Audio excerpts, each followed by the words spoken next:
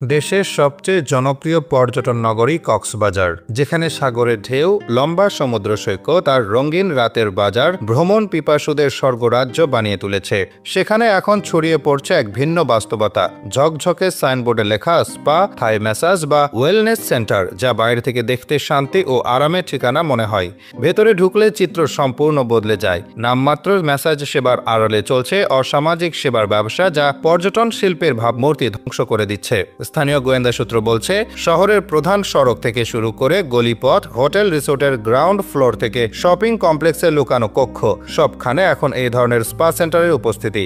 বাইরে থেকে ঝকঝকে সাইনবোর্ডে বিদেশি নাম, রঙিন আলোয় মোড়া রিসেপশন, সুগন্ধি মোমবাতি, এয়ার কন্ডিশন রুম এবং প্রশান্তিময়ের সঙ্গীত, সব মিলিয়ে এমন পরিবেশ তৈরি করা হয় যা পর্যটকদের মনে করায় তারা এখানে আন্তর্জাতিক মানের সেবা পাবে। কিন্তু ভেতরের চিত্র সম্পূর্ণ ভিন্ন। নির্দিষ্ট কিছু গ্রাহককে দেওয়া হয় পূর্ব পরিকল্পিত বিশেষ সেবা, যা স্বাস্থ্য সেবা নামের আড়ালে পুরোপুরি অবৈধ বিনোদন ব্যবসা।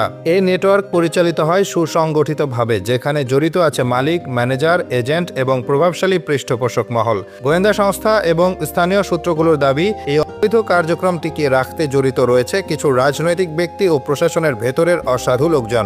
আইনের চোখ ফাঁকি দিতে ব্যবসার নাম পরিবর্তন, লাইসেন্সে ভিন্ন ধর্মী সেবা প্রদানের উল্লেখ বা একই ব্যবসাকে নতুন ঠিকানায় সরিয়ে নেওয়া, এসব কৌশল প্রায়ই ব্যবহার করা হয়। Social media, encrypted messaging app এবং গুগল অনলাইন গ্রুপের মাধ্যমে গ্রাহক সংগ্রহ করা হয়, যেখানে আগে থেকে নির্ধারিত সময়, সেবা এবং অর্থের বিনিময়ে শর্ত পাঠানো হয়। আইনশৃঙ্খলা বাহিনী মাঝে মাঝে অভিযান চালিয়ে কিছু স্পা সেন্টার বন্ধ করে দেয়, কর্মী ও গ্রাহক আটক করে। এসব অভিযানে অল্প সময়ের জন্য ব্যবসায় ব্যাঘাত ঘটলেও স্থায়ী সমাধান হয় না।